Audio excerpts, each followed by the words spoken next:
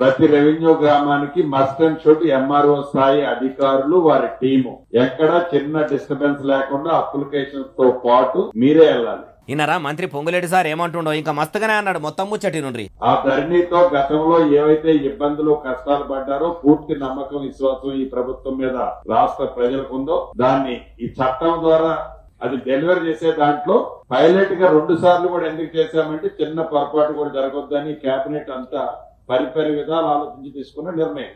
మాజీ CM sir తెచ్చిన ధరణి పోర్టల్తోనే public మస్తు తిప్పలు పడ్డారు. ఇప్పుడు షెయి సర్కారు భూభారతి పోర్టల్తోని ఏ చిన్న తక్లీఫ్ అన్నది లేకుండా చూడాలని మంత్రి పొంగులేటి శ్రీనివాసరెడ్డి సారు ఆఫీసర్ రాక ఆర్డర్ వేసిండు.